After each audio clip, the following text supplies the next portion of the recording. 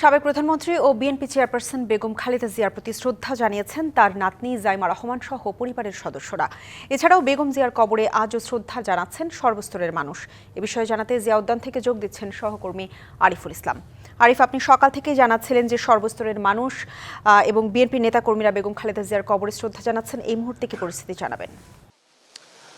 সেটা এই মুহূর্তে পরিস্থিতি কিন্তু একই ধরনের। সেই যে জনস্রোত যদি বলা হয় সেটা আসলে বেড়েছে।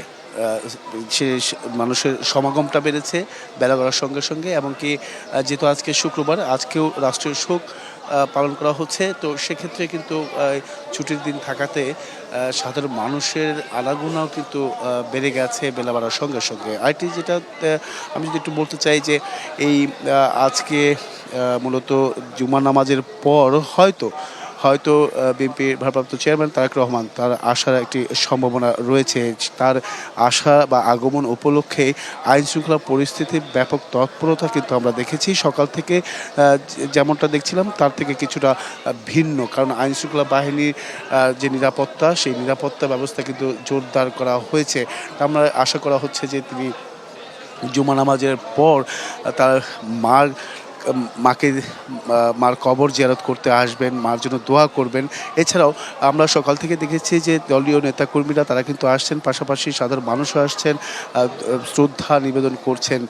তার কবরের পাশে দাঁড়িয়ে দুহাত তুলে আল্লাহর কাছে মোনাজাতে তারা বলছেন যে তাকে যেন বেহেশত নসিব করেন এবং কি বেহেশত দান করেন। এর পাশাপাশি যদি একটু বলতে চাই যে নেতাকর্মীরা যে বিষয়গুলো সবসময় তুলে ধরছেন সেটা হচ্ছে যে তার যে চেতনা, তার যে অসমাপ্ত কাজ, সেই অসমাপ্ত কাজ সম্পূর্ণ করতে তারেক রহমানের নেতৃত্বে দলীয়ভাবে প্রত্যেকেই যার যার অবস্থান থেকে একসঙ্গে কাজ করার যে প্রত্যয়, তারা কিন্তু সেই প্রত্যয়গুলো কিন্তু ব্যক্ত করেছেন নেতাকর্মীরা। এর পাশাপাশি বলছেন যে তিনি যে ধরনের চিন্তা ভাবনা নিয়ে থাকতেন, গণতন্ত্রের কথা বলতেন, সেই গণতন্ত্রের কথাগুলোই আসলে প্রত্যেকেই যাতে পালন করে সেই বিষয়গুলো কিন্তু নিশ্চিত করতে বলছেন।